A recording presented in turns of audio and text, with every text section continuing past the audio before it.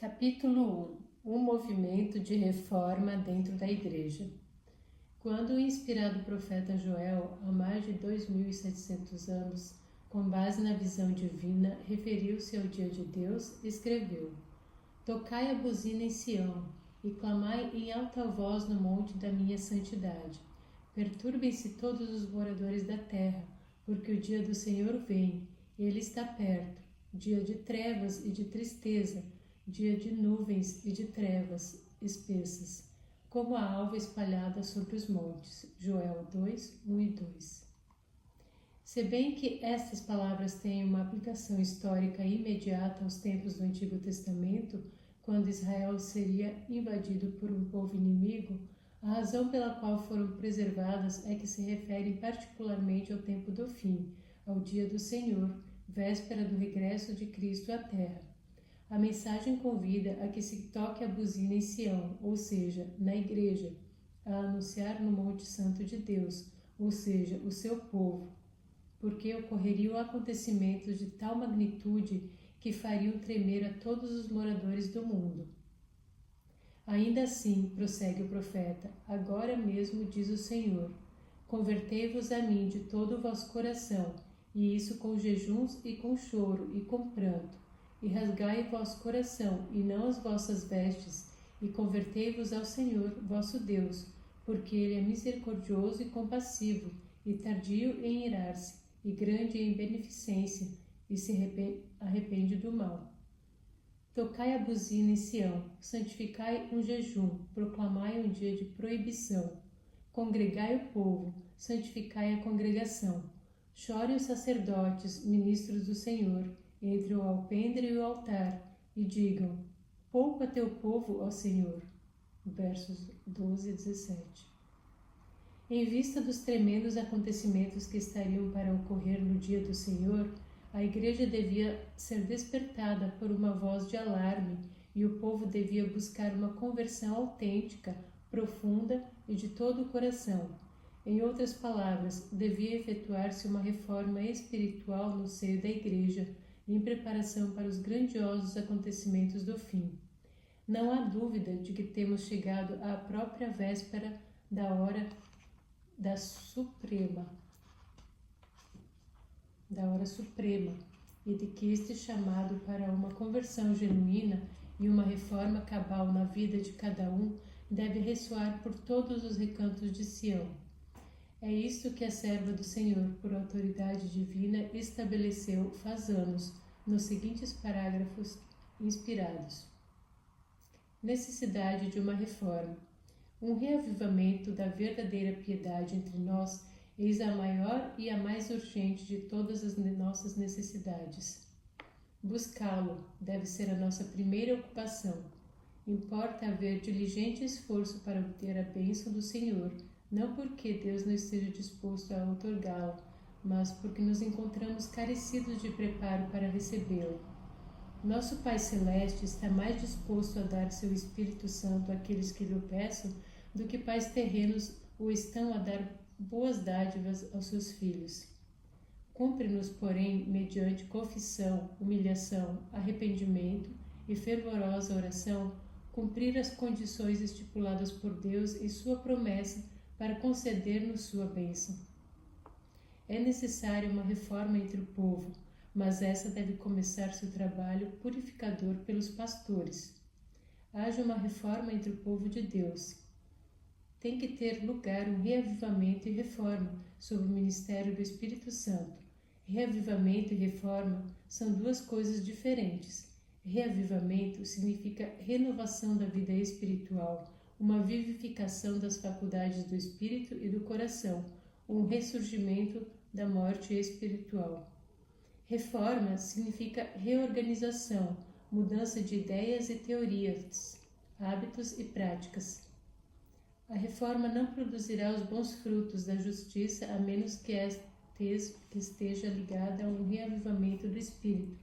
Reavivamento e reforma devem fazer a obra que lhes é designada, e para fazerem essa obra têm de se unir. Fiquei profundamente impressionada por cenas que me foram recentemente apresentadas à noite, parecia haver um grande movimento, uma obra de reavivamento, ocorrendo em muitos lugares. Atendendo ao chamado de Deus, nosso povo estava se arregimentando. Irmãos, o Senhor nos está falando. Escutaremos sua voz? Não espevitaremos nossas lâmpadas e não agiremos como homens que esperam a vinda de seu Senhor? Este tempo exige portadores de luz, requer ação.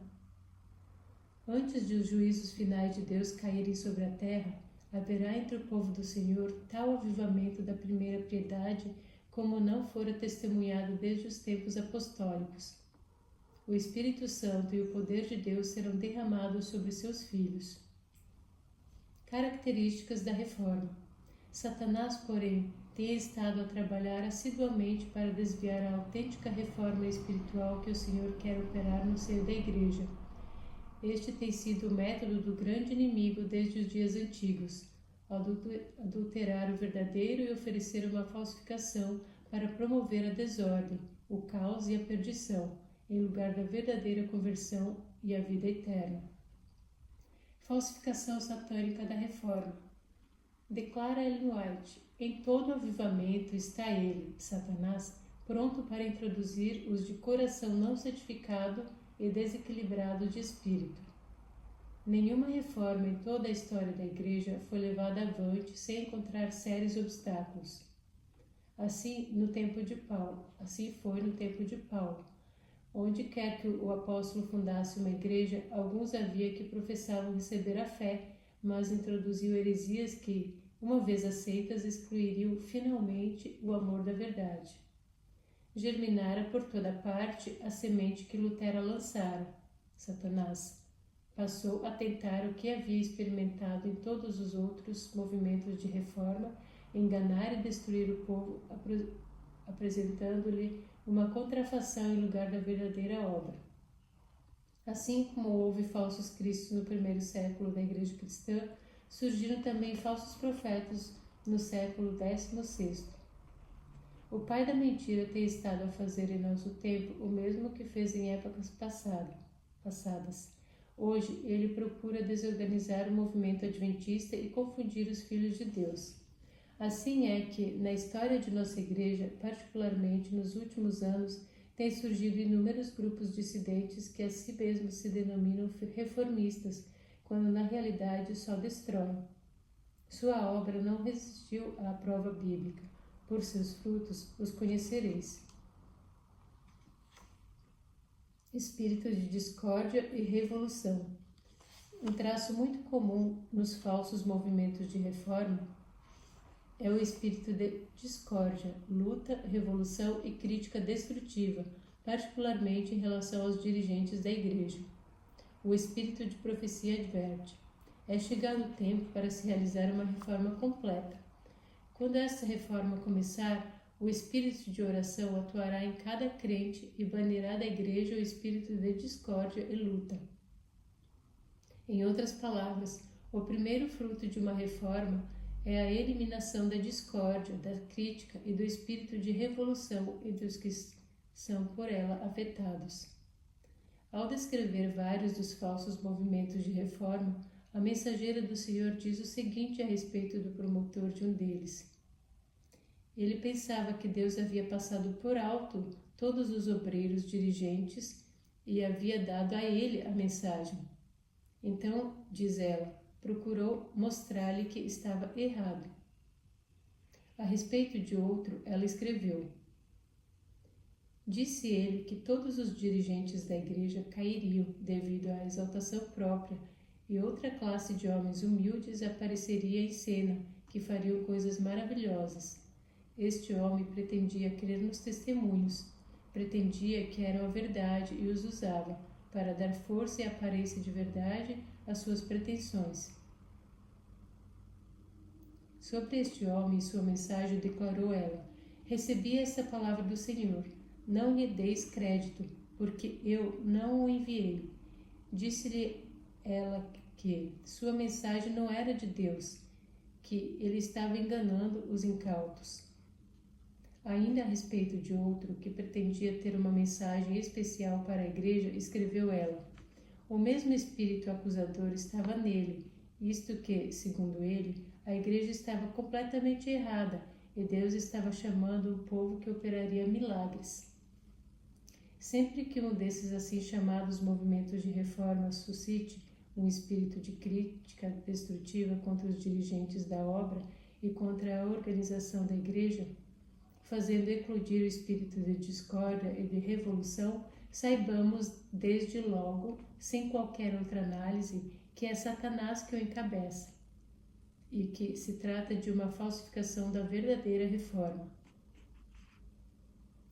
Ainda que tais movimentos para angariar adeptos pretendam no início pertencer ao povo adventista e simulem manifestar zelo pela obra de Deus, terminam sempre na formação de setores separatistas.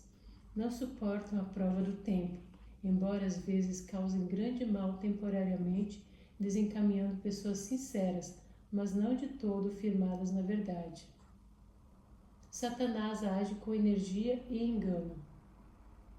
Em todo o avivamento da obra de Deus, o príncipe do mal está desperto para a atividade mais intensa.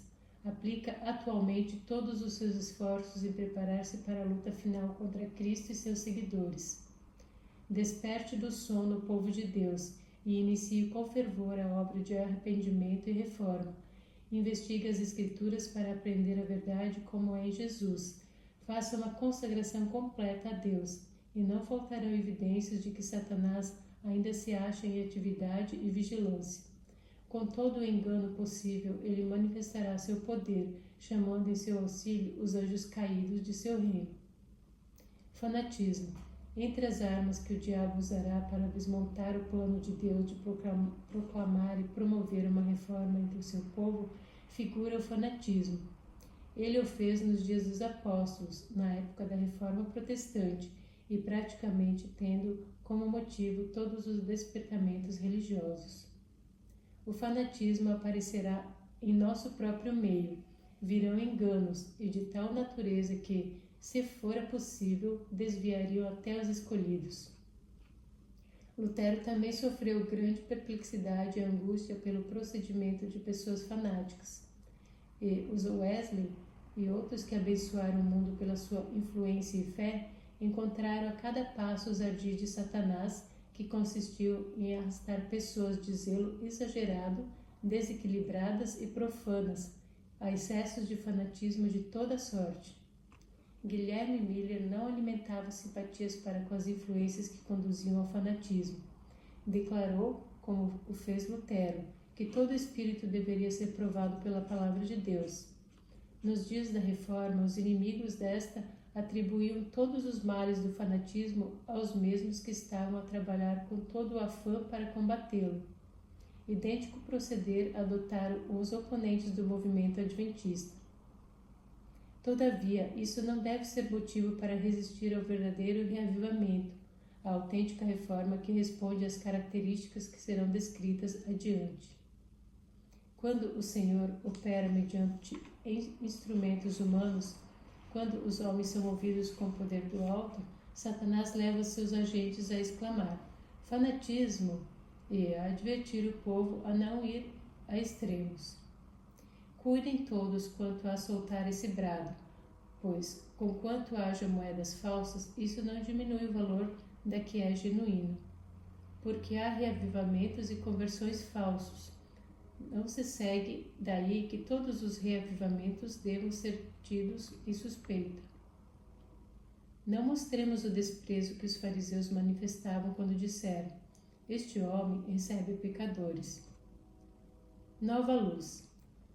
Outro dos métodos que o arqui-enganador utiliza para ludibriar as almas incautas é a proclamação de alguma nova luz. É certo que o povo de Deus poderá ir vendo ampliações das verdades fundamentais já solidamente estabelecidas. Dessa luz provirá a compreensão de profecias que estão se cumprindo. Porém, devemos ter em conta a seguinte instrução: quando o poder de Deus testifica daquilo que é a verdade, essa verdade deve permanecer para sempre como a verdade. Não devem ser agasalhadas nenhuma suposições posteriores contrárias ao esclarecimento que Deus proporcionou. A autêntica nova luz deve ter os seguintes elementos identificadores. Primeiro, estará 100% em harmonia com a palavra de Deus e não corresponderá a alguma interpretação caprichosa ou carente de fundamento bíblico. Surgirão homens e mulheres proclamando possuir alguma nova luz ou alguma nova revelação, e cuja tendência é abalar a fé nos marcos antigos. Suas doutrinas não resistem à prova da palavra de Deus. Mesmo assim, pessoas serão enganadas. Segundo, não contradirá nenhuma das verdades básicas já solidamente estabelecidas como pilares inamovíveis na organização do povo de Deus. Deus não dá a um homem luz contrária à estabelecida fé do corpo de crentes. Em toda reforma, surgiram homens pretendendo isso. Terceiro, os que proclamam nova luz não estarão enfatuados com a ideia de que são superiores a seus irmãos e de que Deus os escolheu passando por alto o seu povo. Esta é, de maneira geral, a posição dos assim chamados movimentos de reforma. Deus não esqueceu o seu povo, escolhendo um homem isolado aqui e outro ali como os únicos dignos de que lhes confie a verdade. Ninguém confia em si mesmo, como se Deus lhe houvesse conferido luz especial acima de seus irmãos. Cristo é representado como habitando em seu povo. Características adicionais da verdadeira reforma. Primeiro, espírito de oração. Segundo, espírito de sincera conversão. Terceiro, espírito abnegado e generalizado de trabalho missionário. Quarto, espírito de louvor e ação de graças. São esses os pensamentos que sugerem os seguintes parágrafos inspirados. Em visões da noite passaram perante mim representações de um grande movimento reformatório entre o povo de Deus. Muitos estavam louvando a Deus. Os enfermos eram curados e outros milagres eram realizados. Viu-se o espírito de intercessão tal como se manifestou antes do grande dia de Pentecostes. Viam-se centenas e milhares visitando famílias e abrindo perante elas a palavra de Deus. Os corações eram convencidos pelo poder do Espírito Santo e manifestava-se o espírito de genuína conversão. Portas se abriam por toda parte para a proclamação da verdade. O mundo parecia iluminado pela influência celestial. Grandes bênçãos eram recebidas pelo fiel e humilde povo de Deus. Ouvi vozes de ações de graças e louvor, e parecia haver uma reforma como a que testemunhamos em 1844. O centro da reforma, a pregação da mensagem à Laodiceia e a justificação pela fé. A reforma se efetuará de maneira fundamental no seio da Igreja como resultado da aceitação da mensagem da testemunha fiel à Igreja de Laodiceia. É esta uma mensagem de Cristo à sua Igreja, que abate a presunção e engano da justiça e suficiência próprias, produzindo um espírito de sincero arrependimento, confissão e limpeza do pecado, levando o contrito junto à cruz para a aceitação da justiça de Cristo. Na hora da crise por que passará a Igreja, não haverá meio termo. Quem não é comigo é contra mim, e quem comigo não ajunta, espalha. Lucas 11, 23.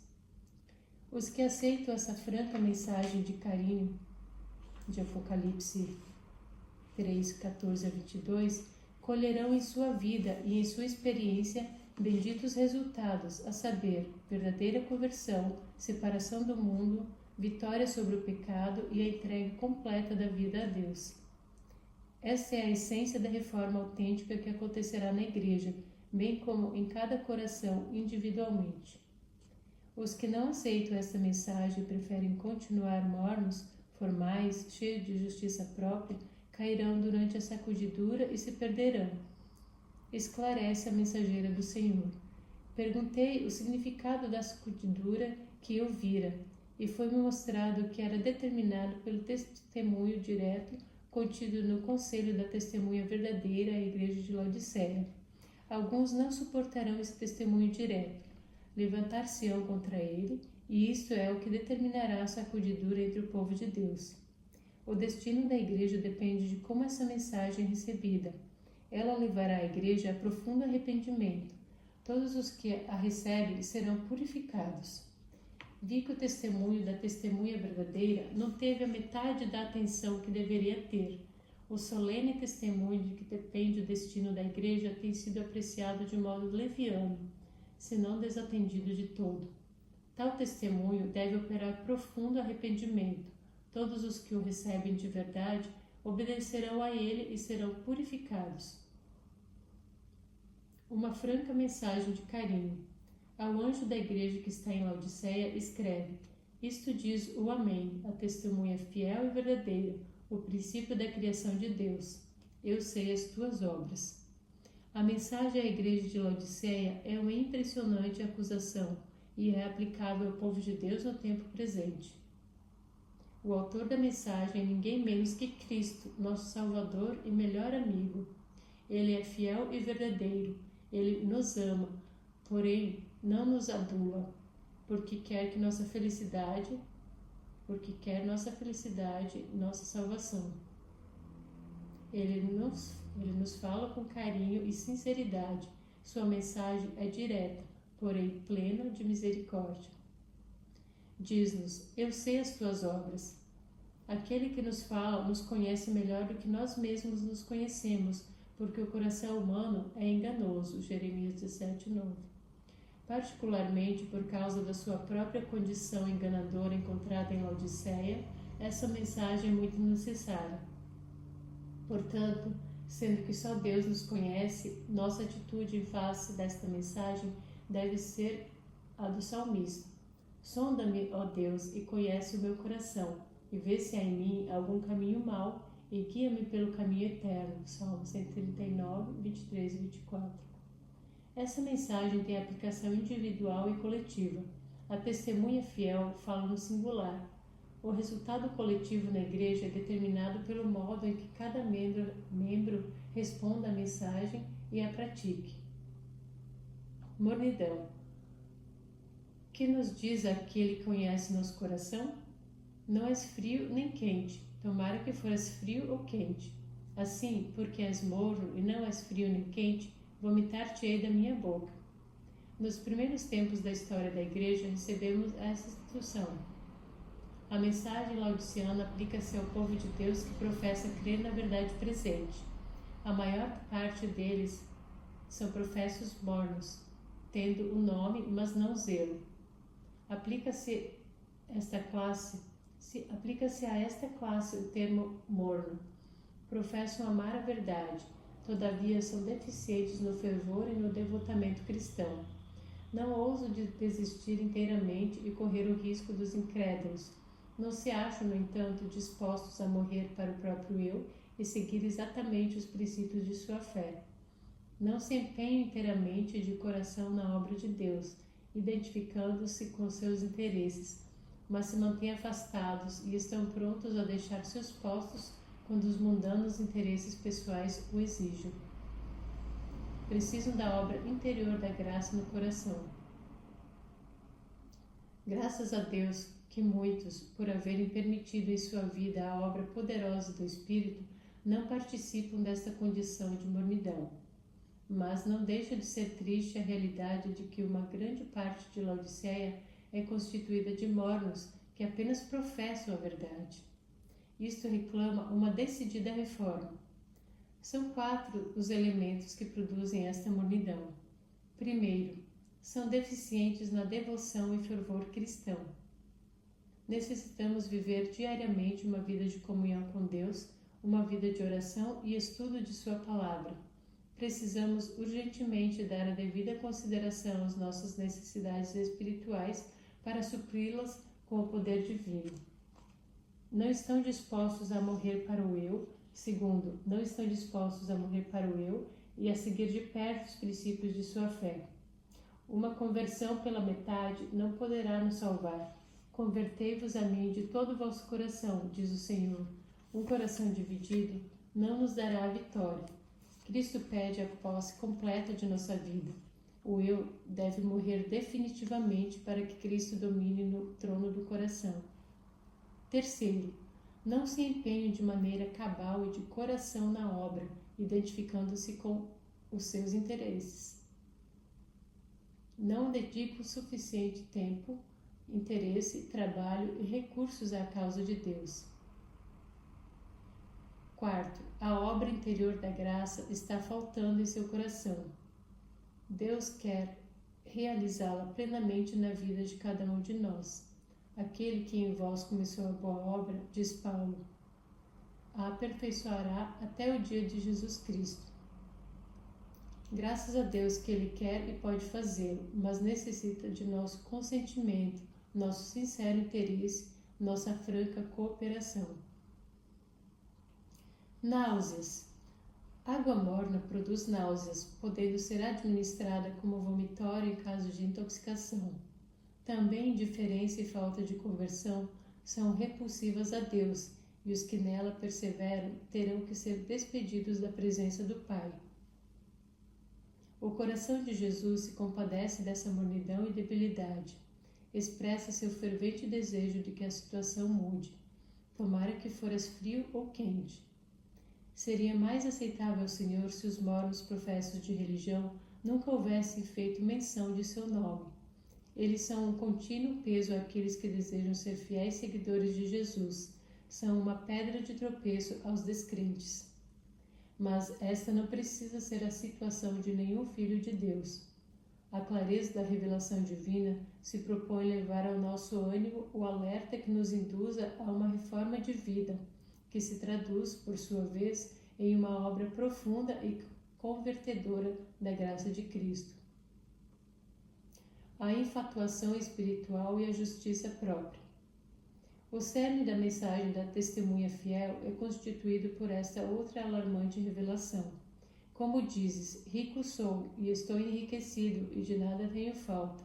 E não sabes que és um desgraçado e miserável, e pobre e cego e nu. Os filhos de Deus, que participam da condição de Laodiceia, são apresentados numa posição de segurança carnal e numa atitude de presunçosa justiça própria. Estão tranquilos, creem-se numa exaltada condição espiritual. Porém, o seu estado é deplorável à vista de Deus, e eles não o sabem, estão enganados. A mensagem aos laodiceanos aplica-se aos adventistas do sétimo dia, que têm tido grande esclarecimento e não têm andado na luz. São aqueles que têm feito grande profissão, mas não andando a par com o seu líder, que serão vomitados de sua boca, a menos que se arrependam. A mensagem rompe sua segurança com a surpreendente denúncia de sua verdadeira situação de cegueira, pobreza e miséria espirituais. Essa presunção é particularmente grave porque põe a sua vítima fora do alcance do poder redentor de Deus. O reconhecimento de nossa condição é requisito indispensável para que o plano restaurador divino possa atuar em nosso favor. Os sãos não necessitam de médico, mas sim os que estão doentes, o Senhor declarou. E acrescentou, eu não vim chamar os justos, mas sim os pecadores. A verdade, sem dúvida, é que não há um justo, nenhum sequer, porque todos pecaram e destituídos estão da glória de Deus. Quem são, pois, os sãos, já que não há nenhum? São os presunçosos espirituais, os que estão cheios de justiça própria, como o fariseu da parábola. Eles não podem ser perdoados nem justificados enquanto conservam tal atitude. Para esses, o conselho é: arrepende-te. O arrependimento implica, primeiro, em reconhecimento do pecado, segundo, tristeza pelo pecado, terceiro, desejo de abandoná-lo. Mas um coração cheio de justiça própria, de que pode arrepender-se? Sem arrependimento, como obter perdão e misericórdia?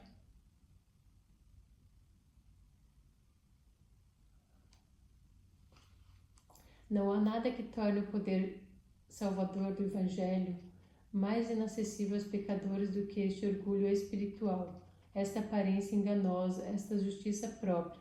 Estes estão colocados no polo oposto da justificação pela fé, o único caminho para alcançar perdão e vitória. Este sentimento de sou rico é talvez o grau mais absoluto da justiça própria, que o profeta Isaías classifica como trapos de imundície. Quem participa desse espírito possui uma vida desprovida de frutos, como a figueira estéril, que, apesar de ostentar abundante folhagem de presunção, carecia por completo de frutos. Com razão, Paulo desejava fugir dessa condição quando disse: não tendo a minha justiça que vem da lei, mas a que vem pela fé em Cristo, a saber, a justiça que vem de Deus, pela fé. Esta mensagem nos beneficiará se oferecermos nossa voluntária cooperação e sincero interesse.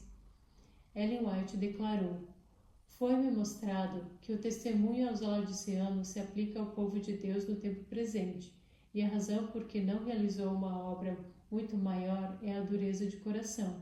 Mas Deus deu à mensagem tempo para realizar sua obra. O coração precisa ser purificado dos pecados que por tanto tempo excluem a Jesus. Essa terrível mensagem fará sua obra. Quando foi primeiramente apresentada, conduziu a um íntimo exame do coração. Os pecados foram confessados e em todos os lugares o povo de Deus foi sacudido. Ela estava destinada a despertar o povo de Deus, a denunciar-lhes a apostasia e levá-los ao zeloso arrependimento, a fim de que muitos pudessem ser favorecidos com a presença de Jesus e estarem preparados para o alto clamor do terceiro anjo. Um remédio eficaz. A amorável mensagem da testemunha fiel, porém, não se limita à denúncia da triste condição espiritual de Laodiceia.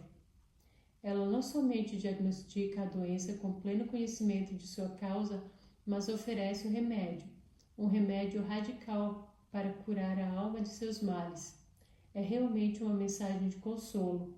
Aconselho-te, diz Jesus, que de mim compres ouro provado no fogo, para que te enriqueças, e vestes brancas para que vistas, e não apareça a vergonha da tua nudez, e que unjas os olhos com colírio, para que vejas. A tríplice condição do povo de Laodiceia, pobre, cego, nu, cura-se com o tríplice e maravilhoso remédio do céu. Primeiro, ouro purificado no fogo para enriquecer. Segundo, vestes brancas para cobrir a nudez. Terceiro, colírio para ver. Quem representa estes três símbolos? O ouro aqui recomendado, como tendo sido provado no fogo, é fé e amor. Ele enriquece o coração, pois foi limpo até tornar-se puro, e quanto mais é provado, mais intenso é o seu brilho. A vestidura branca é a pureza de caráter, a justiça de Cristo comunicada ao pecador. Esta é, na verdade, uma vestimenta de textura celeste que somente pode ser comprada de Cristo por uma vida de voluntária obediência. O colírio é aquela sabedoria e graça que nos habilitam a discernir entre o mal e o bem e a detectar o pecado sob qualquer disfarce. A fé e o amor. A fé e o amor, representados pelo ouro refinado no fogo, são dois importantes frutos do Espírito Santo. Sobre sua importância, a Sra. White escreve: o ouro mencionado por Cristo, a testemunha fiel e verdadeira, o qual todos devem possuir, foi-me mostrado ser a fé e o amor combinados. E o amor tem precedência sobre a fé. Satanás está constantemente atuando para remover esses preciosos dons do coração do povo de Deus. Todos estão jogando a partida da vida. Satanás está bem ciente de que, se ele puder excluir o amor e a fé e preencher seu lugar com egoísmo e incredulidade, todos os valiosos traços remanescentes serão logo habilmente retirados e o jogo da vida estará perdido. O amor é a essência e a maior súmula da lei, o supremo princípio guiador de uma vida convertida, semelhante à de Cristo. Sem amor não há cristianismo, pois o apóstolo diz: aquele que não ama não conhece a Deus, porque Deus é amor. O amor transforma radicalmente o panorama da vida. Elimina a ambição e egoísmo, criando a generosidade, a benevolência, o interesse no progresso da obra e no bem-estar do próximo. Gálatas 5, 19 a 23. O amor anula os ressentimentos, a inveja e os ciúmes, substituindo-os por bondade, longanimidade e cordialidade. Dissipa as contendas e a luta desleal. Mata a ambição egoísta, neutraliza o ódio, apaga o rancor e a ira, e introduz a paz, a boa vontade e o gozo. Afugenta o temor e a desconfiança. Juntamente com o perdão do pecado obtido pela fé em Cristo, o amor é a terapia mais admirável para os males do espírito, a melhor solução para os problemas emocionais e, por sua vez, um poderoso medicamento para a cura de muitas enfermidades psicossomáticas. A única forma de ter amor é apropriar-se de sua fonte bendita, Cristo Jesus. Por isto, o apóstolo Paulo aconselha: para que Cristo habite pela fé no vosso coração, a fim de, estando arraigados e fundados em amor, poderdes perfeitamente compreender o amor de Cristo. Quando Cristo faz sua entrada triunfal no coração e toma posse da vida, vivo não mais eu, mas Cristo vive em mim. O amor chega a ser a motivação suprema. O amor de Cristo nos constrange. A fé, por sua vez, junto com o amor, nos permite viver constantemente na plácida atmosfera do céu. Estabelece entre nosso coração e Deus um vínculo tão inquebrantável que nada nem ninguém podem romper, exceto o pecado. Torna acessível a nós o perdão de Deus e o seu poder para viver uma vida que vale a pena. Põe à nossa disposição o cumprimento de todas as promessas de Deus. É um princípio ativo que se manifesta na vida por meio de uma obediência voluntária aos mandamentos do Senhor. A justificação pela fé. As vestes brancas que representam a justiça de Cristo aplicada à vida do pecador constituem um manto de confecção celestial feito diretamente nos teares do céu. Estas vestes só podem ser obtidas pela fé. O problema da obtenção da justiça por parte do homem é tão antigo como o pecado. Desde o dia em que os nossos primeiros pais violaram a lei de Deus e se tornaram passíveis de morte eterna, a humanidade tem estado a buscar com ansiedade a maneira de alcançar de novo a justiça, ou seja, um estado espiritual que a reconcilie com Deus. O homem tem sentido genericamente, através de sua história, o peso da culpabilidade. Um dos amigos de Jó expressou numa angustiosa pergunta do fundo da alma: como, pois, seria justo o homem perante Deus? O pecado constitui a pior de todas as enfermidades humanas. Separa o homem de Deus e o submerge na tristeza e no desespero. Uma grande proporção dos milhares e milhares de enfermos neuróticos que desfilam pelos consultórios médicos e psiquiátricos em busca de alívio está atormentada pelo sentimento de culpa.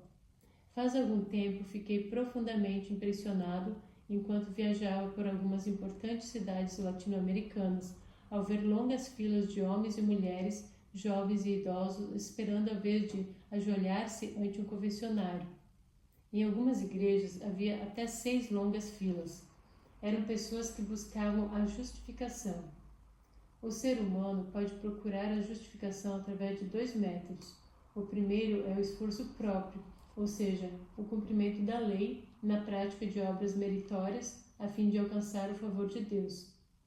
Este é o método mais generalizado, mas é antibíblico e completamente ineficaz. O outro método consiste em reconhecer a própria incapacidade, manifestando então fé no sacrifício de Cristo em nosso favor. Este é o único caminho a Deus. A verdade é que, às vezes, os próprios filhos de Deus podem perder de vista uma das verdades mais importantes da Bíblia, que nenhuma carne será justificada diante dele pelas obras da lei. A tendência do que pertence à Laodiceia é deixar-se induzir à justiça própria.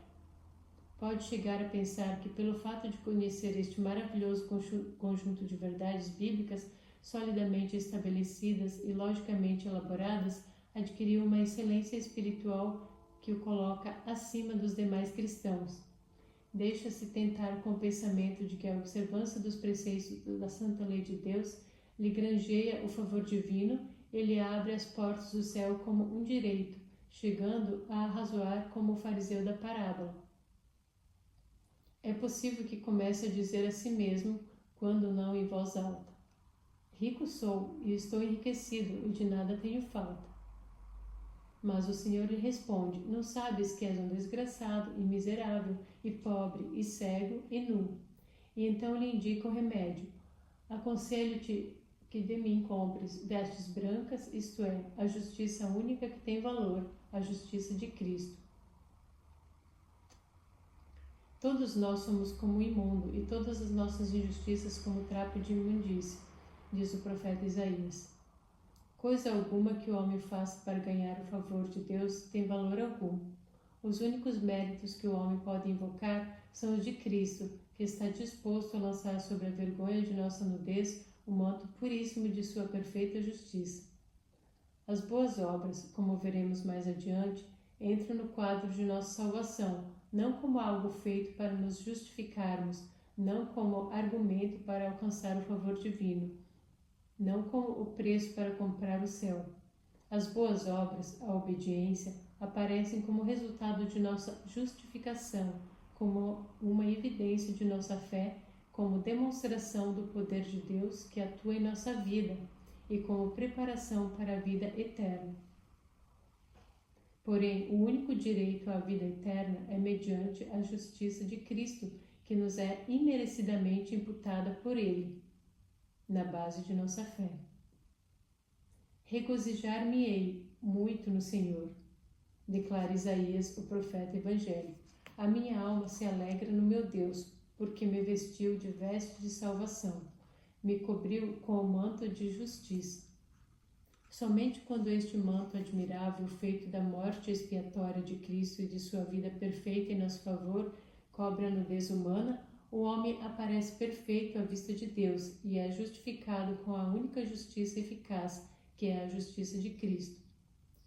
A aquisição, porém, desta maravilhosa veste branca que Cristo nos oferece tem condições indispensáveis.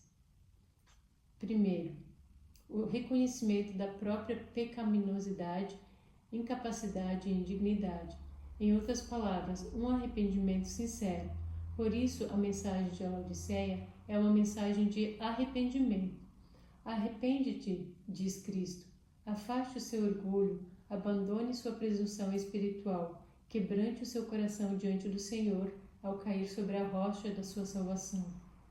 Segundo, o apropriar-se pela fé da justiça de Cristo, que Ele deseja primeiro imputar-nos e então conceder-nos.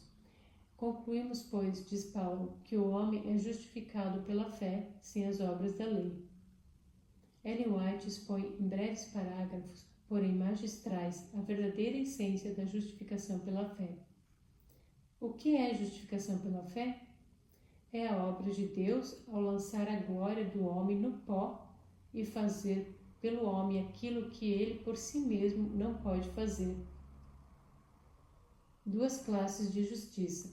Em outra magnífica condensação do problema, a serva de Deus diz: é imputada a justiça pela qual somos justificados, aquela pela qual somos santificados é comunicada. A primeira é nosso título para o céu, a segunda, nossa adaptação para ele. Neste parágrafo tão iluminador, são-nos patenteados dois momentos distintos do processo de nossa salvação.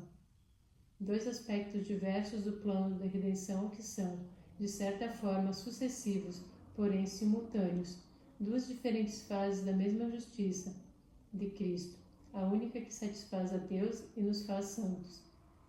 Analisemos de forma esquemática estas duas fases. Primeiro, a justiça de Cristo pela qual somos justificados. Ela é, primeiramente, nos imputada, vale dizer, creditada, atribuída gratuitamente, sem merecimento de nossa parte. Segundo, é nosso direito ao céu, é o único mérito que podemos invocar. Terceiro, justifica-nos, quer dizer, converte-nos em justos à vista de Deus. Quarto, nós a recebemos exclusivamente pela fé, de maneira gratuita e imerecida. Pela graça sois salvos, por meio da fé, e isso não vem de vós, é dom presente de Deus.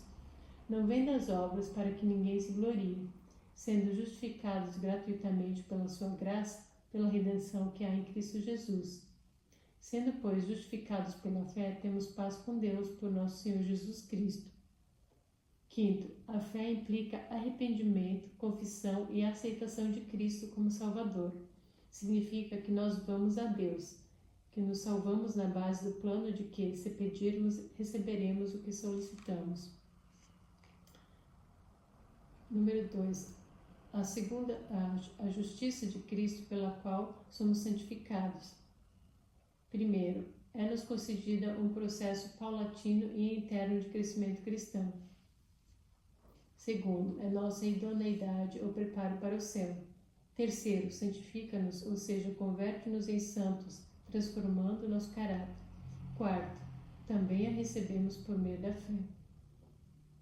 A santificação ou justiça comunicada. As vestes brancas que a testemunha fiel nos aconselha a dela comprar representam a justificação, ou seja, a justiça imputada de Cristo por meio da qual a nudez é coberta e o pecado fica perdoado. Representam também a etapa seguinte e complementar, a santificação, ou seja, a justiça comunicada. Esta inclui a vitória sobre o pecado, a transformação gradual do caráter, o crescimento cristão, o triunfo sobre as fraquezas e imperfeições. A cruz grande representa o momento em que o pecador aceita a Cristo. Arrepende-se de seus pecados e os confessa pela primeira vez. Imediatamente a justiça de Cristo lhe é imputada e ele é perdoado. Dá-se novo nascimento e inicia-se uma nova vida em busca da perfeição. Não obstante, em sua marcha progressiva, o homem convertido pode cair. Cada vez que isto acontece, repete-se a experiência da justiça imputada e o penitente recebe perdão. Assim, o homem levanta-se para continuar sua marcha ascendente. Deste modo, o processo da justiça comunicada, que o prende ao ideal, combina-se com a justiça imputada, que o leva a reconciliar-se com Deus. Ao passo que a justificação é um fenômeno instantâneo, pois Deus nos perdoa e nos purifica no próprio momento em que nos arrependemos, confessamos o pecado e pedimos perdão, a santificação é um processo que dura a vida inteira. Então, ao passo que a justificação é um fenômeno instantâneo, a santificação é um processo que dura a vida inteira. O certo é que a santificação e a vitória sobre o pecado são um complemento indispensável da justificação ao perdão de Deus. Seria tão ilógico conformar-se com o primeiro passo sem o segundo, como ilógico seria permanecer alguém na antessala no caso de uma audiência, quando é chegado o momento de termos a entrevista e somos convidados a entrar para falar com quem desejamos. A paz outorgada pelo perdão e a reconciliação com Deus será muito breve se não for acompanhada de um processo de mudança de vida que nos faça odiar o pecado e nos permita abandoná-lo, alcançando sempre maiores alturas. Produzir, pois, frutos dignos de arrependimento. A justificação é nosso direito ao céu. O ladrão na cruz, sem ter tido a oportunidade de viver um apreciável período de tempo depois do perdão do pecado, foi salvo. A aplicação da justiça imputada de Cristo nos apresenta perfeitos e completos à vista do céu. Deus, olhando nas alturas, já não vê nossos andrajos espirituais, não vê a vergonha de nossa nudez, mas sim o precioso manto de perfeição que nos cobriu. Não vê a história do pecado do homem arrependido e contrito, mas a perfeição absoluta da vida de Cristo, que por ele viveu e morreu. Mas o direito ao céu não basta. Necessitamos a idoneidade para viver ali. Necessitamos da preparação para isso. Se ganhássemos um concurso em virtude do qual uma companhia de aviação nos desse uma passagem gratuita para viajar por algum país extremamente frio, teríamos ainda de prover-nos roupa apropriada para o tempo em que ali permanecêssemos. Portanto, o Senhor espera de nós que preparemos o nosso caráter para o céu, que nos exercitemos na obediência à sua vontade e aos seus preceitos, que andemos na luz que Ele faz resplandecer em nosso caminho, que avancemos cada dia um passo mais no caminho da perfeição. E assim poderemos ser sempre perfeitos com relação à nossa idade em Cristo, cumprindo o mandamento de Jesus. Sede vós, pois, perfeitos, como é perfeito o vosso Pai que está nos céus. O segredo da vitória. Também para alcançar esses resultados temos de depender por completo de Cristo. A base da justiça comunicada é igualmente a fé. Porém, a fé é um princípio ativo que nos induz a renunciar ao eu e a entregar-nos inteiramente ao Senhor para que Ele viva em nós. A distância entre a perfeição relativa à nossa esfera, que pela graça de Deus tivermos alcançado, e a perfeição absoluta, que é o alvo final, o Senhor Jesus Cristo, a supre em todo momento com sua justiça imputada. Porque Ele não só nos imputa ou atribui os méritos de seu sangue, o que nos livra da morte, mas também nos atribui os méritos de sua vida perfeita. Por outro lado, Cristo não só cumpriu a lei na cruz, pagando a pena exigida de nós por ela, mas também cumpriu a lei vivendo em nós e dando-nos a vitória. A justiça imputada de Cristo não só produz o perdão do pecado, em virtude da morte expiatória de Jesus, mas aplica os méritos da vida perfeita do Mestre ao pecador. Dessa maneira, a diferença entre a justiça comunicada e o nível da norma perfeita, diferença que implica uma mudança na vida do homem, é suprida por Cristo por meio de sua justiça imputada. A justiça imputada de Cristo não só produz o perdão do pecado, em virtude da morte expiatória de Jesus, mas aplica os méritos da vida perfeita do Mestre ao pecador. A santificação é a obra de Deus em nossa vida. À mulher adúltera, depois de perdoada, Cristo disse: vai e não peques mais. O apóstolo Pedro concorda com o plano de Deus para o homem quando diz: como é santo aquele que vos chamou, sede vós também santos em toda a vossa maneira de viver. E o apóstolo João declara: estas coisas vos escrevo para que não pequeis. E mais tarde explica: qualquer que é nascido de Deus não comete pecado de maneira voluntária. Claro está que, ao longo de nossa penosa marcha ascendente pelo caminho da santificação, ocorrem acidentes, quedas, pecados. Uma e outra vez, as velhas fraquezas querem voltar e manifestar-se. Por isso, a palavra nos consola com a maravilhosa certeza do perdão de Deus alcançado por meio de Cristo. Conquanto João diga: estas coisas vos escrevo para que não pequeis, ele completa a frase com a grande promessa divina: mas se alguém pecar, temos para com o Pai um advogado, Jesus Cristo, o justo. E o sangue de Jesus Cristo, seu Filho, nos purifica de todo o pecado. Se está no coração obedecer a Deus, se são feitos esforços nesse sentido, Jesus aceita esta disposição e esforço como o melhor serviço do homem e supre a deficiência com seu próprio mérito divino. A justiça imputada e a justiça comunicada se integram de maneira harmoniosa, completando-se mutuamente.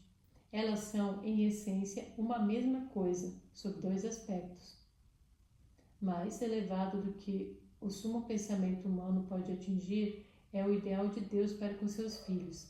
A santidade, ou seja, a semelhança com Deus, é o alvo a ser atingido. À frente do estudante existe aberta a senda de um contínuo progresso. Tem ele um objetivo a realizar, uma norma a alcançar, os quais incluem tudo o que é bom, puro e nobre. As vestes brancas de Apocalipse são também mencionadas por Jesus na parábola das bodas, em Mateus 22, 11 a 13. Havia um vestido especial previsto para a festa. A pessoa que recusou colocá-lo foi expulsa. Ninguém poderia participar da ceia das bodas do Cordeiro, a não ser que se despoje de seu próprio caráter maculado e obtenha o caráter perfeito de Cristo. Pela veste nupcial da parábola é representado o caráter puro e imaculado, que os verdadeiros seguidores de Cristo possuirão. A justiça de Cristo, seu próprio caráter imaculado, é, pela fé, comunicada a todos os que o aceitam como Salvador pessoal. Uma mensagem de reforma. Portanto, a mensagem de Laodiceia não é somente uma mensagem de arrependimento e justificação pela fé, mas também um convite divino para que se adquira o perfeito caráter de Cristo, sua justiça, sua santidade. É uma mensagem de reforma. Sem dúvida, o processo de santificação é árduo e permanente. A santificação não é obra de um momento, é a colheita de toda uma existência. Mas, embora se trate de uma dura batalha contra as potências do mal, já se inicia com a promessa de triunfo. Cristo, porém, não nos deu garantia alguma de que é fácil alcançar perfeição de caráter. Não se herda caráter perfeito e nobre. Não o recebemos por acaso. O caráter nobre é ganho por esforço individual, mediante os méritos e a graça de Cristo. É formado por combates árduos e renhidos com o próprio eu. As tendências herdadas devem ser banidas por um conflito após outro. Devemos esquadrinhar-nos detidamente e não permitir que permaneça traço algum incorreto. Mas, apesar das dificuldades que bloqueiam a conquista de um caráter santo, a Bíblia nos assegura que o alvo pode ser alcançado. Deus nunca pede impossibilidades. Suas ordens são habilitações. Ninguém diga, não posso remediar meus defeitos de caráter. Se chegar a esta decisão, certamente você deixará de alcançar a vida eterna. A impossibilidade está em nossa própria vontade. Se não quiser, não vencerá a dificuldade real. Não vencerá. A dificuldade real vem da corrupção de um coração não santificado e do desejo de não se submeter à direção de Deus. Temos de aprender a renunciar a nós mesmos e nos entregar voluntariamente a Cristo, aquele que é poderoso para vos guardar de tropeçar e apresentar-vos irrepreensíveis, com alegria perante a sua glória. Temos de aprender a depender em todo o momento daquele que nos diz: sem mim nada podeis fazer, e é-me dado todo o poder no céu e na terra. Então, com Paulo poderemos dizer: tudo posso naquele que me fortalece. Aquilo que é impossível em virtude da debilidade da carne, Deus torna possível por meio de Cristo. Com o apóstolo, exclamaremos: graças a Deus que sempre nos faz triunfar em Cristo Jesus. A roda da fé nos leva pelo aclive da santificação às alturas da vitória. Mas o eixo dessa roda é Cristo. Cristo é o Salvador. Na base de toda esta experiência de triunfo está a fé. Esta é a vitória que vence o mundo, diz João, a nossa fé. A fé é a roda potente que nos faz ascender a encosta da santificação rumo às alturas da vitória. Mas o poderoso eixo dessa roda é Cristo. Nele se concentra nossa esperança e nossa fortaleza. A fé por si só não é o elemento salvador, mas Cristo, sim. Ele é o Salvador. É a fé que nos leva a fazer uma entrega permanente, voluntária e completa. Dá-se, então, o grande milagre. Cristo triunfa em nós e por nós. Quando a alma se rende inteiramente a Cristo, novo poder toma posse do coração. Opera-se uma mudança que o homem não pode absolutamente operar por si mesmo. É uma obra sobrenatural, introduzindo um sobrenatural elemento na natureza humana. A alma que se rende a Cristo torna-se sua fortaleza, mantida por ele num revoltoso mundo. Uma alma assim, guardada pelos seres celestiais, é inexpugnável aos assaltos de Satanás. Conclusão. A mensagem da testemunha fiel é, pois, não é apenas uma mensagem de justificação e de perdão, não só um chamado ao arrependimento, mas também uma mensagem de conversão total, de santificação, de reforma de vida.